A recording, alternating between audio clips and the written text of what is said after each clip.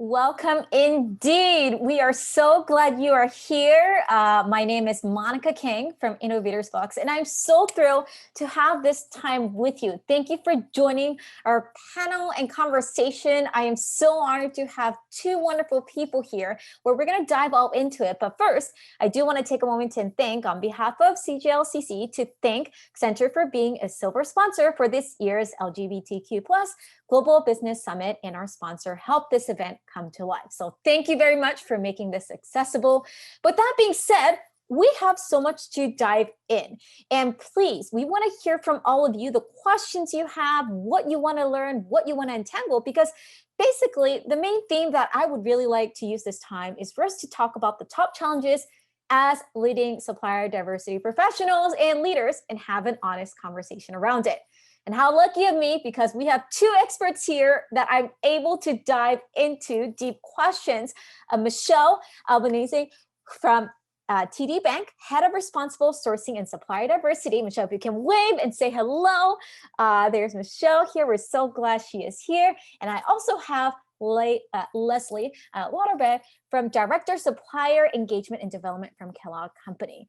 Now, again, I have a ton of questions. For those who don't know me yet, I am genuinely curious, so I prepared a few things, but I'm sure that you all have questions as well. So please engage with us, ask your questions anytime, and we'll dive in. With that, let me just dive right in ahead, because let me start with the premise of where we sit, which is there are so many things we wish to untangle as a leader, which is how do you manage all the different projects, all the different scopes, and honestly, to make sense of all the different changes that happens. Even in our ideation, we spoke about how there's so many buy-ins and details to keep track of. And so I wanted to start with the umbrella question to both of you. Leslie, maybe if I can start with you first is, both of you are in organizations, TD Bank and Kellogg Company, as leaders in supplier diversity efforts in North America. And wow, on top of that, there's so many things that you have to untangle. So break it down a little bit for us. Folks here have already gotten a chance to walk through the basics of, core things that they need to think about building supplier diversity. But as a leader, are there core pillars that help you continue to navigate successfully to build a supplier diversity program? And what does success actually mean for you? And then after that, we'd love to hear from Michelle from your point of view too. Yeah, thanks so much, Monica. I'm going to try to match your energy level as much as I can throughout my responses here. So first, I would like to just say thank you to CGLCC for having me, for having Kellogg representation here on this call. Very excited. And yes, I am the Director of Supplier Engagement and Development at the Kellogg Company. I have been so for the past almost a couple of years.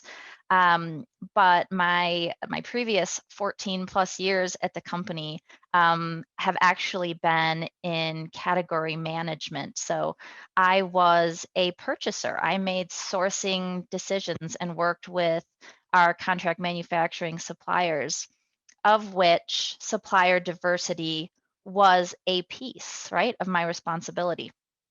And, so you mentioned with everything going on, what are those pearls of wisdom? What is that North Star, right, that I would tell to maybe folks that are just starting their supplier diversity journey?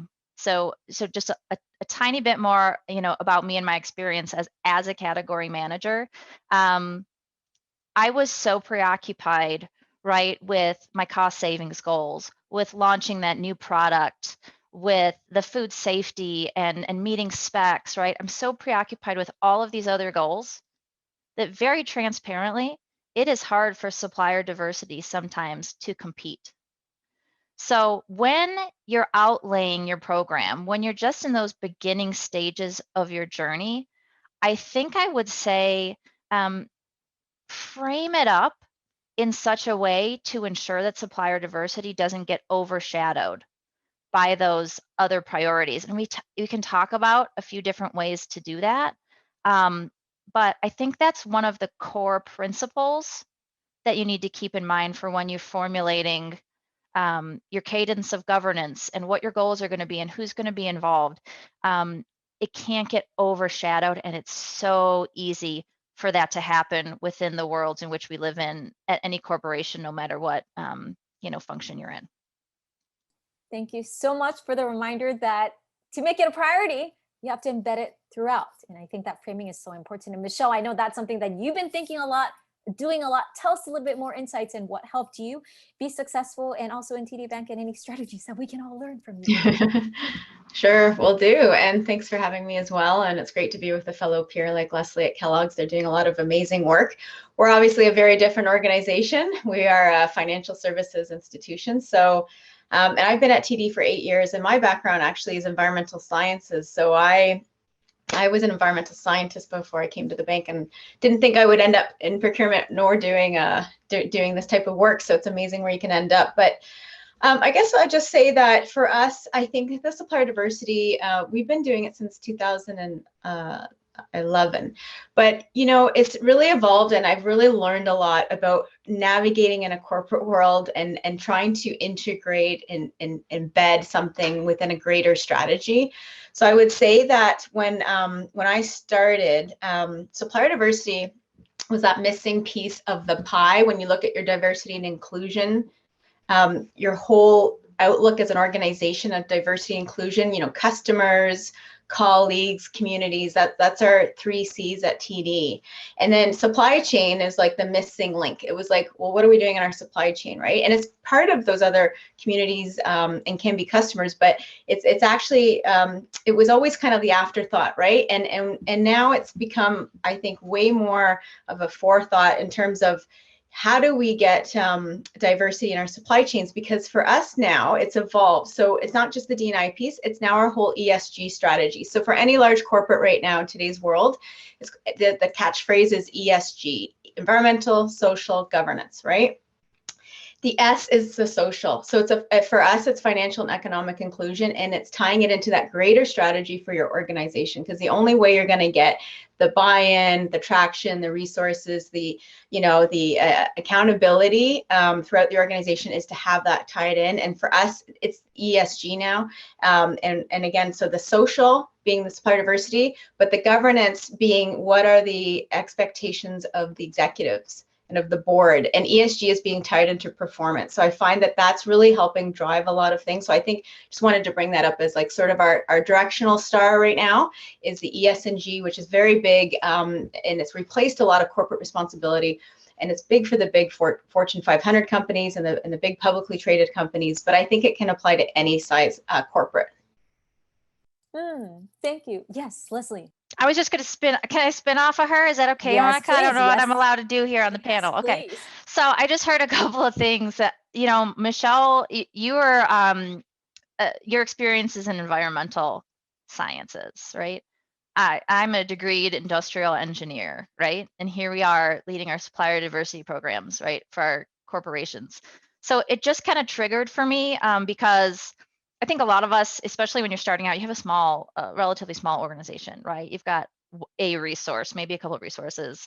I think it's important for folks to make sure that people within the organization have room to grow into a supplier diversity role. Because unless you're that formal named supplier diversity professional at the company, right, really what are the learning opportunities that others have to grow into being a supplier diversity, either formal role or a champion throughout the business? That's something that's just different than your typical training or educational experience. So just having like a path for growth. And then what was the other thing that I wanted to say? Oh, embedding in goals, right? So Michelle, you mentioned like it has to be at the forefront of conversation. You can tell someone to include diverse suppliers in a slate. You can put it into the process, but if it's not at the forefront of people's minds, then it will continue to get pushed back and pushed back. It's like I'm thinking about puppies right now because I'm getting 2 puppies on Friday. You can't just have a training session with those puppies and say, here's where you need to go potty. It needs to be embedded, on a daily basis. And sometimes I think that we do the one session, we do the one rollout, and we think we're good to go. We kind of check it off the list, and maybe in a couple of years we have another program, another learning opportunity. But for it to really be at the forefront and for it to compete with all of the other reasons that we source, why we source, the savings, the cost, the relationship, the, in my world, food safety and quality, right? But for all the other contract terms and things that you might do for a bank or for any other organization, it has to have a formal place in the process, but it also has to have just that informal place where we're always thinking of it as part of our culture. I love that reminder. And this ties perfectly to another question, Michelle. I was curious, and Leslie, I want to build on this later for your insights too, which is, you know, how do we determine that formal and informal process? And to give a little bit of perspective, you know, even taking a macro lens back, again, we have in the audience a mixed range of expertise and experts in the room, those who are probably just starting off their supplier diversity journey, some who have been doing it for many years and trying to scratch their head. I'm like, I want to get better at it. And some who's like, I feel like I'm repeating the same fight every day and I'm kind of getting exhausted. And how do we make sure that they don't lose sight of it? And so, Michelle, I want to channel back to you, going back to Leslie's last comment about the formal and informal communication. Is there any strategy that you found over time in how you communicate back, whether honestly, and I appreciated both of you highlighting, is that at the end of the day, if we forget the North Star, that this is people-centric, it's hard. And one of the things that you really shared is that how do we strategically and honestly and thoughtfully communicate both to our suppliers, potential suppliers, even our partners, to say, this is how we could be a good match. This is how we cannot. Also without, you know, not knowing that things will continue to change. And so I feel like, I'm curious, Michelle, for you, is there like a formal and informal process in how you make sense and manage all these different communication, all the different types of engagements that you have in Circle, especially with suppliers who have different expectation, partners as well? And what has helped you and your team to find an effective way to communicate and guide how you work together better? Well, I guess like just quickly, I'll say like internally, it's constantly like it's not one and done. You're constantly in awareness and education raising. You have the resources like an FAQ. We have our connections community. We're constantly integrating it and communicating, because not everybody understands what it is, and it's a big company. Externally, same thing. It's just constant awareness and education and setting expectations. And whenever I get a chance to communicate to suppliers, we've done webinars for the different partner organizations, how to do business with a large FI.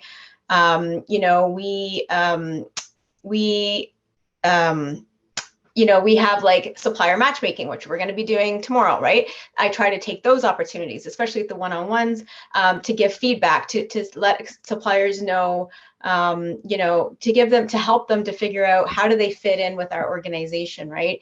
And what are the expectations? And working for doing business with a large FI, where we're highly regulated, with privacy and data and all of those other things, it's not easy, right? So we really just want to try to help the supplier figure out where they're at and communicate that as any way we can. But I find sometimes it's just a one-on-one, because you kind of need to personalize it, because it depends on what service they perform for your company or what they could perform. And I always ask them, where do you think you would fit in? Like, are you tier 1, tier 2? Or can I refer you to some other organization where you might be better suited? Because for us, this is how we are doing things and how we buy, and it just might not fit in with our requirements. So I just try to take every opportunity I can as much as possible. And you know what? I've been doing this role for a long time, and I'm still learning new things, because our buyers, their requirements change, and it's very hard to understand exactly what every buyer across the bank is looking for at any given day, because it changes for them.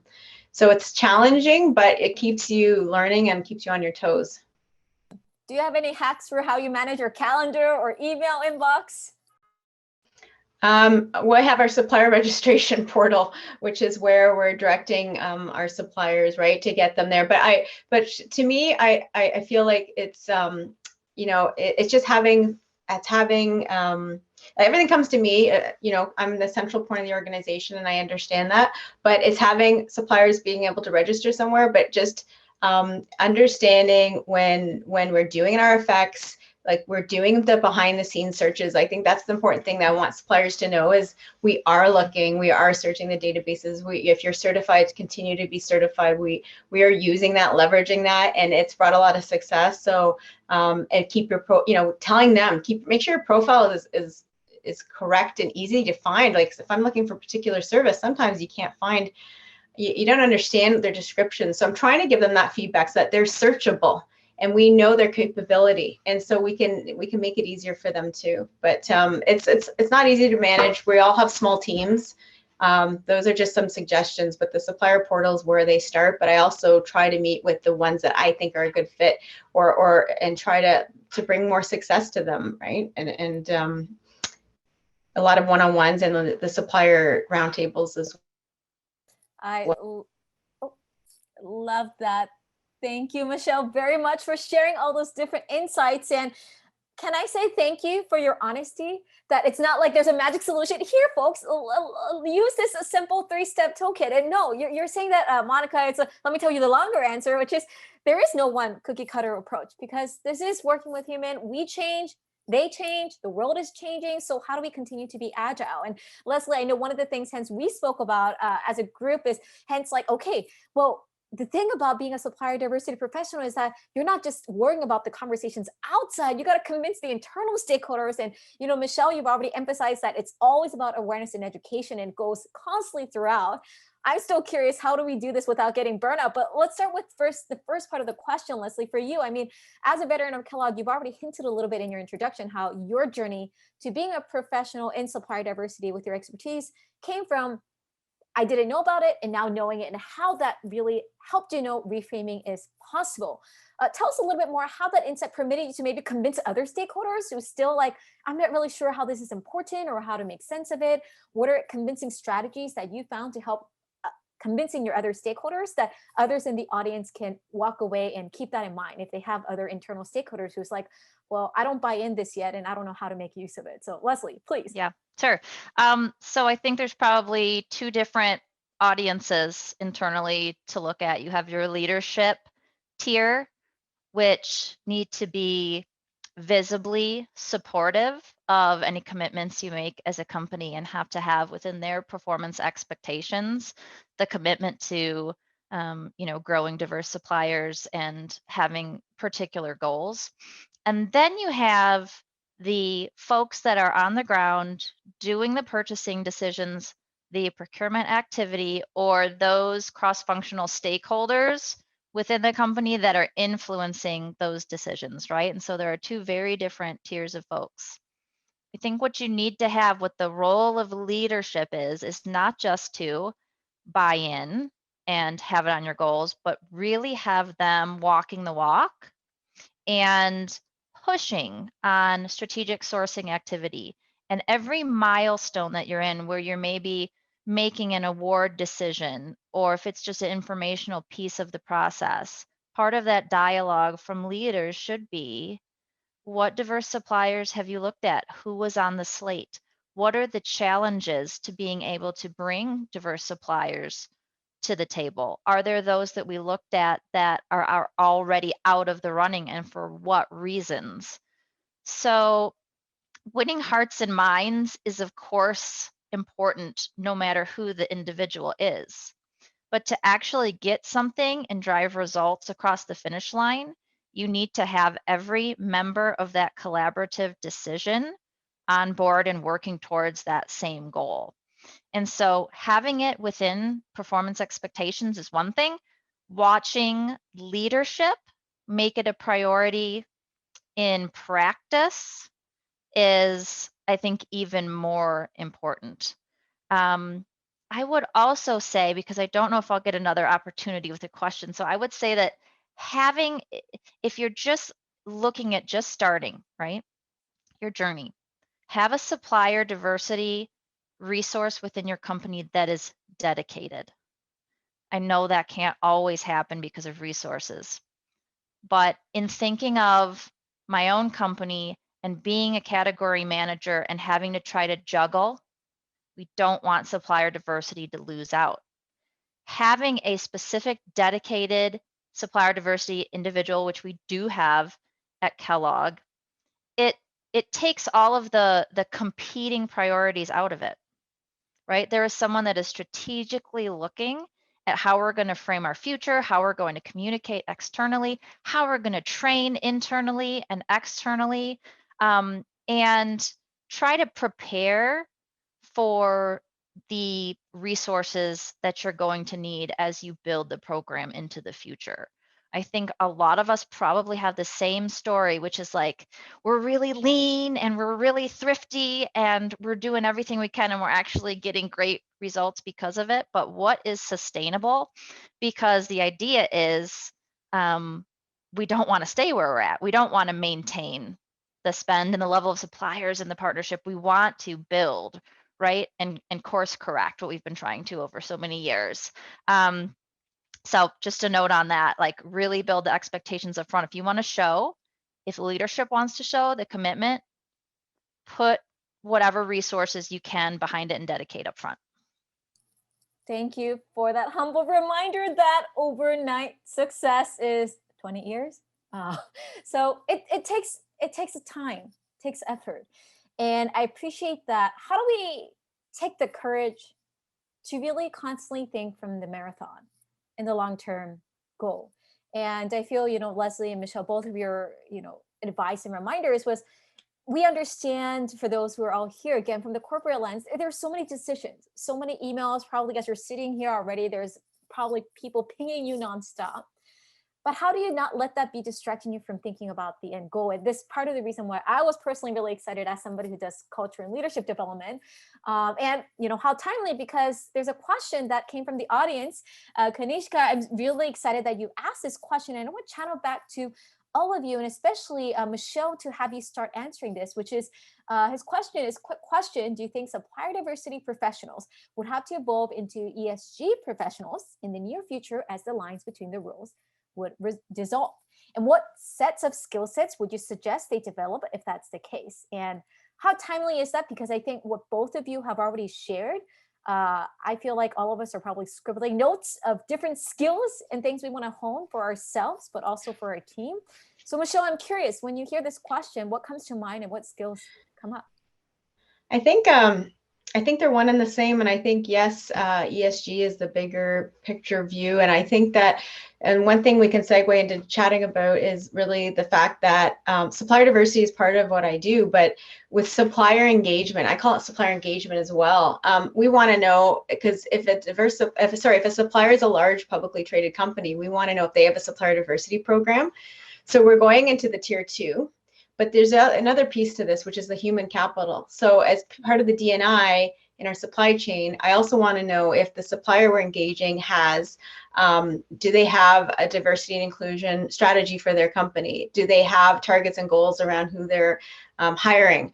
If it's publicly traded, what's their board diversity and inclusion makeup? Do they have women on the board, minorities? So we also are looking at the human capital in our supply chain, which is part of the D&I, which is all part of the E and the S and the G. So I think I guess I look at it as supplier engagement, whether it's supplier diversity, climate change, or I'm looking at diversity and inclusion of their employees. It's kind of like, it's good to have the whole picture because it all does fit in together, even though it's siloed E, S, and G, it all fits together. And I would just add maybe a slightly different take on that. ES and G is this umbrella that really encompasses many different pillars, supplier diversity, diversity being one of them. But just make sure as you're developing the organization that you still have those pockets of expertise. As someone coming from engineering background, and coming into a role that my role encompasses supplier relationship management, responsible sourcing, and supplier diversity. From a strategic standpoint of where the company is going and our motivators and what we want to achieve in the world and the community, that's essential for you to understand all those different aspects, but you still also need those folks that are really subject matter experts in whatever field they're in. So just as lines really do become blurred, make sure you still have those pockets of expertise. That's such a key reminder, because I think often, even among in our work of coaching, leadership development, one of the things we always go back to is like, you can't just be a generalist. You do want to get a macro sense of all the changing landscape, but you want to have a specialty. And Leslie, thank you for that reminder that as folks are determining about skill sets you build? How do you build your expertise and skill set? I think the duality of it beautifully together, including all the communication and how you manage all of it, is really important indeed. There's another question that we are getting in the midst of it. And again, I'm so happy to hear how you're all finding it helpful. Thank you again, Kanishka, for asking that thoughtful question. We're glad to hear that you enjoyed it and found it helpful. Thank you, Paige, for helping me find the question. Another question that came up is, how have you got internal terms to see the community benefits of a supplier diversity program? Ooh, just even saying that, I could see folks in the audience feeling like, yes, I would like to get more insight. Leslie, maybe I can start with you. What are your thoughts and suggestions on that? So hard, right? It's so hard sometimes to tie back any aspect of supplier relationship management with your concrete business results, right? So you have to take whatever information you have available, okay? So we see the benefits of diverse suppliers in a number of different, aspects of our business, and it's in the amount of innovation that we have, right? The financial benefits that we see, the amount of creativity, the ways of working, the new terms, the new types of partnership and types of communication that diverse suppliers bring to the table. They have unique and specific areas of expertise and technology and perspectives, right? We know as people the benefits that diverse suppliers bring, but how do you actually measure it, and how do you measure it against what might have been if you didn't have these programs in place? This is one of those questions where, in my opinion, there is no cut and dry answer.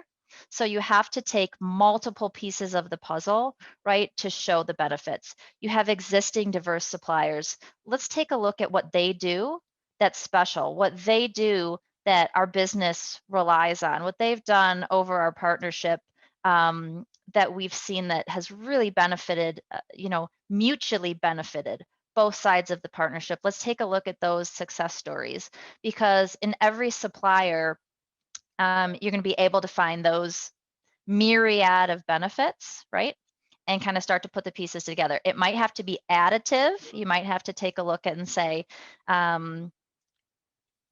here's where we were pre-program, here's where we are now, and look at all of the results we've achieved.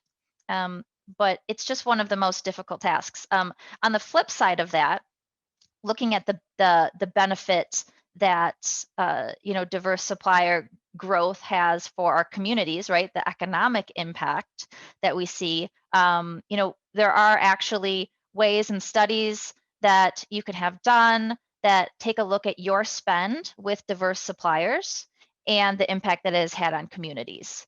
And that is something that can be shared very explicitly with leaders to show the good that you're doing, that your corporation is doing. Thank you for sharing that. And Michelle, this is already making me circle back to the theme we had earlier, which is how to really convince our internal stakeholders to know that this is me not convincing, this is stating the fact. Michelle, is there any other strategy or advice you will share on top of that? I think Leslie really captured it. I think all I would add is, is that value add that supplier is bringing. Now, if they're a current supplier, are they outperforming their, like they might be on a preferred supplier list, and are they outperforming? Could they be given more business, or like just to show examples, case studies or whatever. And I think that, for suppliers that are coming in that are new, it's showcasing that expertise. They could be a subject matter expert, that it could be a gap that we have in our current suppliers, but just showing the business, like try to get demos or meetings with the business if I can, just so that they can see the talent that they didn't know existed, because they're used to working in their circles of suppliers. But I think that any kind of case study, like I have examples where I say, well, look at this example of the supplier and what they did, and so any type of thing like that where you can show business performance, like business performance, outperformance of compared to other suppliers, a value add. That's really what everybody wants. We want to choose the best suppliers, and we want high performing suppliers, but how do we showcase those? And we have a few case studies, and we're always trying to bring more to the business.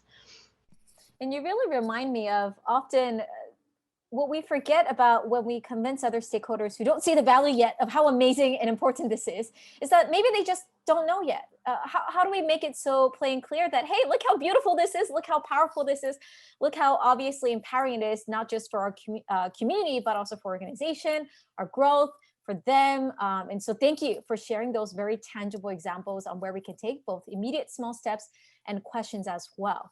I'm seeing another question that we are receiving, and this is a great one indeed as well. How do you ensure the responsibilities of a supplier diversity program doesn't all fall on one person? Whew. I feel we're gonna have quite a bit of thought. Yes, Leslie, you've Michelle, would you like to take this one? No, I can take it. I'm in a big corporation, right? We have lots of different levels of management. I can't make the decision on my own to say, this is what our organization is going to look like. This is what our headcount is going to look like, right? And this is who's going to have these responsibilities. We're lucky enough to have an absolutely dedicated position, as well as some partial roles. But in order to really ensure that the workload doesn't fall just on one person, you just have to develop those informal champions, those ambassadors that are in other areas of the company. So whether it's legal, finance, marketing, right, R&D, each of those functions, right, is going to be involved in the selection of suppliers, and they're going to be influencers of your purchasing division. And it's just key to have at least one, ideally more, champions within each of those functions that can start to become leaders in their own right, even if they're not titled supplier diversity. So that when you have suppliers that come to you, that will come to your supplier diversity or a supplier engagement person and say, this is what I have to offer. What do I do? I have questions. What's it like to work with Kellogg? I mean, it's endless, right? And one person can't possibly manage it all. So you have to be able to, send them, right? Send the inquiries where they're going to best be answered. And that's not always within the supplier diversity person or supplier engagement person. And then I would also say who you employ to be in the supplier diversity field, we just have to make sure that we have genuine, honest, and transparent folks that, we can depend on the understanding of the suppliers that are looking for our help, right? And understanding that, we're doing the best we can and we're prioritizing. And let's try to figure out together what's the best way to help you. Like Michelle spoke to earlier, maybe it is an opportunity with our company. Maybe it's an opportunity with a different company. Maybe it's some education that I can point you to. Maybe it's resources, right? And it's not just the supplier diversity professional that can have knowledge of those things. Thank you for sharing that. And Michelle, it's making me curious to build on that, which is for folks who are listening, they're probably like, okay, yes. And do you have any advice on how you prioritize certain decisions? Because again, I think as we're listening to all of this, our immediate response is like, okay, we want all of it, but probably still need a pace in how we sequence things. So Michelle, any advice on how maybe you advise on like, okay, please start with this. Don't worry, this is going to take a long time, to ensure, again, the question of how do we ensure that it doesn't fall under one or two people? Well, yeah, I mean, you're going to have a central point of contact for people coming into the bank. That's probably quite normal. It could be generic email, but somebody's got to look at it. How to prioritize, trying to think about the best way to say this. I don't know. I just think that, again, like the lines of business, who are the buyers, right? So procurement doesn't, and here at TD, I don't make the decision on who the supplier is going to be, nor do the sourcing managers. It's the line of business. So first of all, they have to understand. So if I understand what the program is and the value that it brings. So then if I can get the supplier, if they can weigh into the supplier and let them know, do they meet our requirements? Do they not meet our requirements? And give them the feedback. That helps me because I don't know their requirements. So trying to connect the dots, I'm like a big matchmaker within the organization. How do you connect the dots? On the vendor management piece, if we have current diverse suppliers, it's them again understanding and making sure that in the vendor management handbook, and our policies and procedures, that everybody understands what are the rules around, you know, how do we manage a diverse supplier? Do we manage them differently? Are we trying to help them grow their business? What about termination? What happens when you have to terminate a supplier? What if they're diverse? What are the sensitivities around that? So again, you're looking at everybody's different role. You got the buyers, you got the sourcing managers, the vendor managers. Again, everyone's got to understand what their role is. And then, but you know, again, when the first email comes in, it's always going to get brought to me.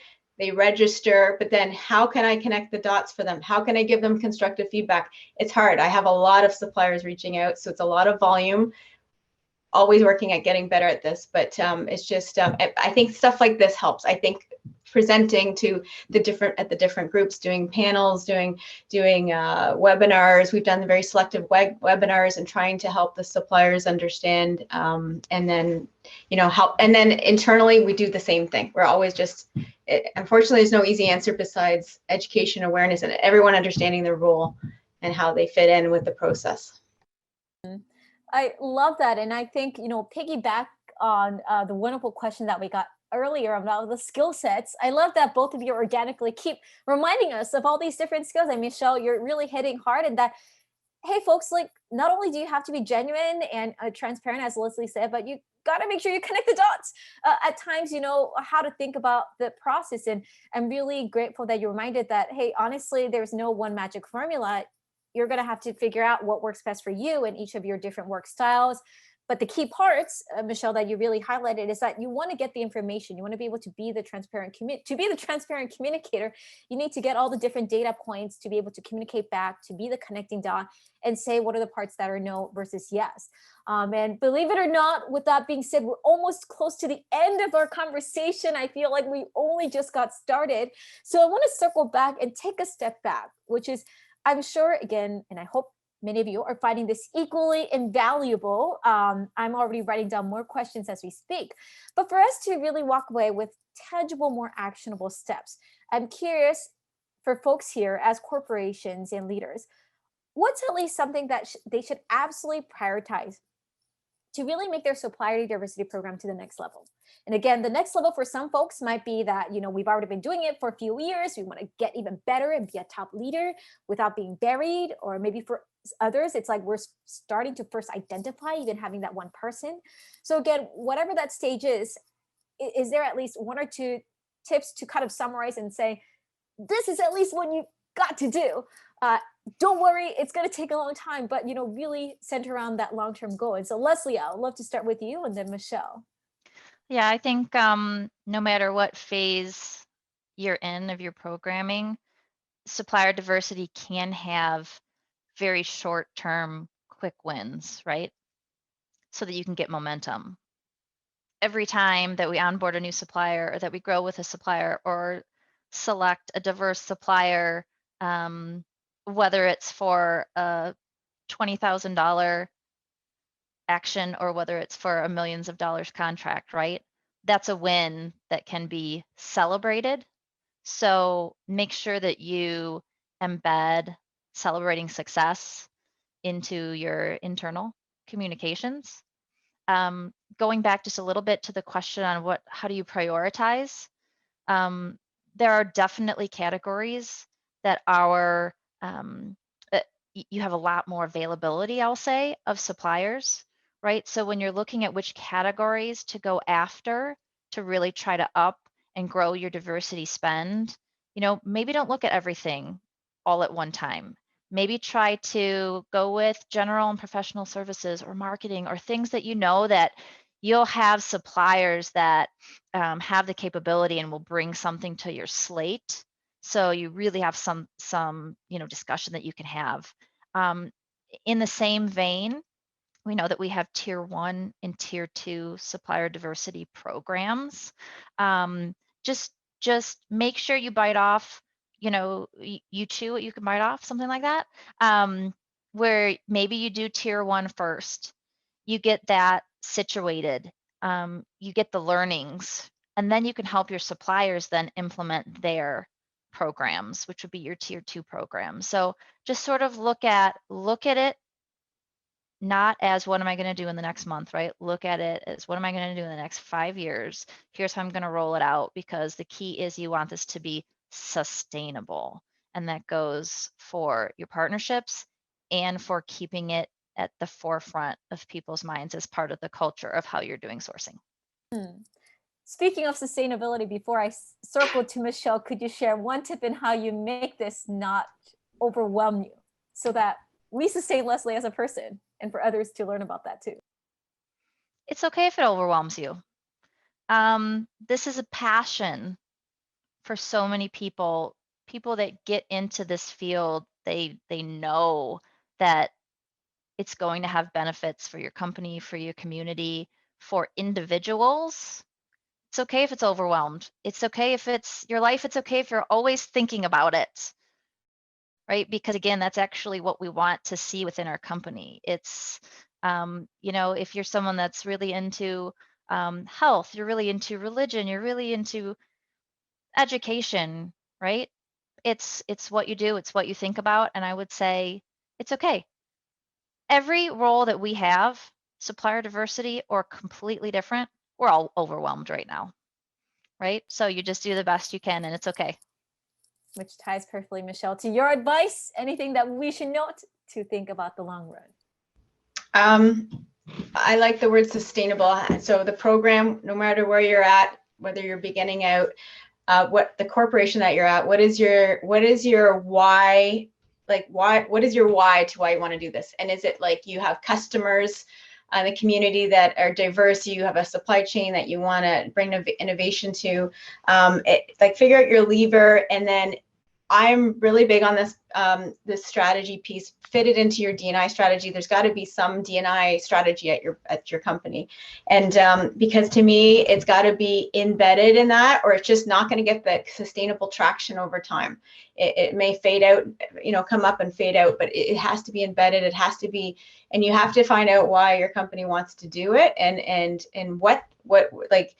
And who doesn't want to bring in better suppliers, innovative or value-added suppliers to help you become a better company? If you're, I just don't see who wouldn't want to think outside the pool of your usual suppliers. Like there's so many benefits. So, and just keep getting the leadership to integrate that into their whole strategy for your company, whether big or small. To me, that's going to be sustainable and it won't be forgotten or dropped. That's my advice. Really a reminder that please, you're already here. Don't do this alone. Reach out to Michelle, Leslie, myself, or anyone else. Please connect. And, thank you again for really joining us to have this honest conversation. Thank you, Leslie, Michelle, and most importantly, thank you all for being at this event to have a time to reflect. So I think there's going to be many more questions to chew upon and reflect. But with that, we encourage you to continue to linger throughout the event and days. And please, thank you for continuing to do what you do. So thank you, Leslie and Michelle, for all that you've done.